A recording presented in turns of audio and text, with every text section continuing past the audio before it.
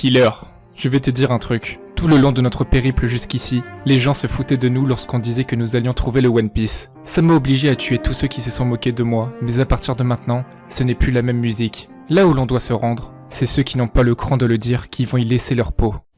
Salut tout le monde, c'est Mush, le pirate qui vaut 327 millions de berries. On a dépassé la prime de Zoro, merci à tous. Maintenant, objectif la prime de Trafalgar Law, 500 millions de berries. Donc n'hésitez pas à vous abonner pour augmenter ma prime. Aujourd'hui, dans cette vidéo, on va s'intéresser à Eustace Kid, son passé, ses objectifs et son futur rôle dans l'histoire.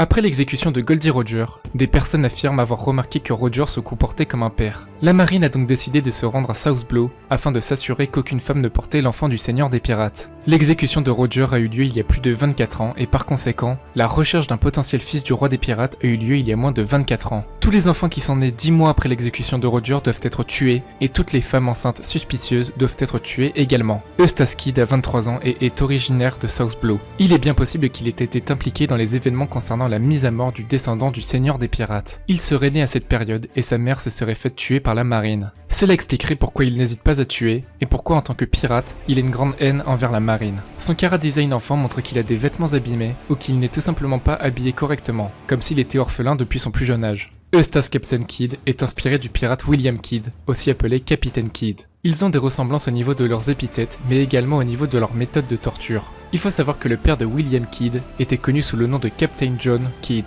Et dans One Piece, il y a un personnage qui s'appelle Captain John. Captain John était un membre de l'équipage légendaire, les Rocks Pirates. Et s'il avait un lien avec Eustace Kid, cela impliquerait que la nouvelle génération de la piraterie fait référence à l'ancienne génération, comme par exemple Roger qui était seigneur des pirates et Luffy qui deviendra seigneur des pirates, Marshall D. Teach qui semble avoir des liens avec Rox Dick Zebek, et par conséquent Eustace Kid serait lié au Captain John, ancien membre de l'équipage des Rocks. Kid et Killer sont partenaires depuis qu'ils sont enfants. Ils ont un lien très fort et tous les événements de Wano Kuni nous montreront que Kid est un camarade loyal et qu'il fera tout pour sauver son plus fidèle compagnon. Il s'est d'ailleurs fait capturer lorsqu'il a appris que Killer s'était fait capturer. Il est évident que Kid aura un rôle important dans le futur et que par la même occasion, on découvre son histoire et son passé.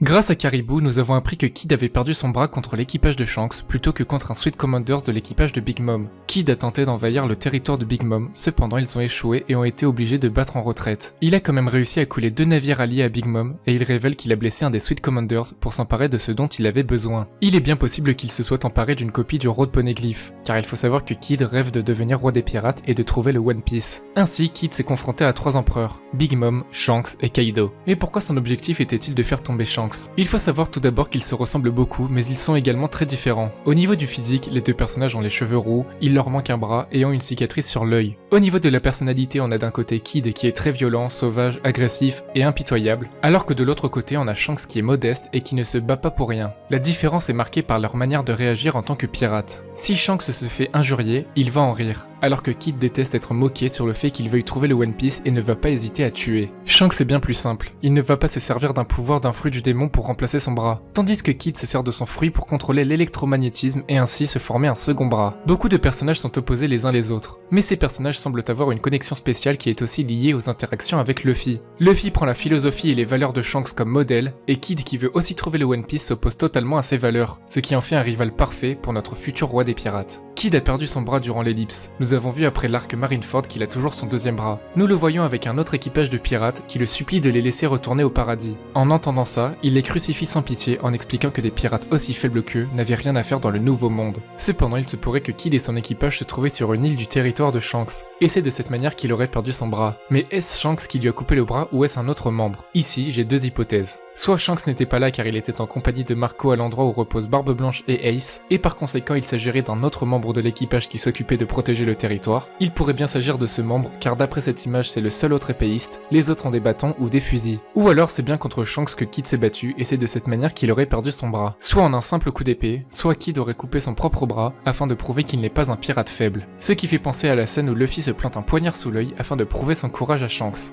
Enfin, il aurait perdu son bras et depuis ce jour, il cherche à se venger et c'est pourquoi parmi les empereurs, sa cible est Shanks. Par conséquent, peut-être que nous aurons une nouvelle confrontation entre Kid et Shanks. Cependant, avec les événements présents, il semble évident que Kid aura un rôle important à jouer à Wano Kuni.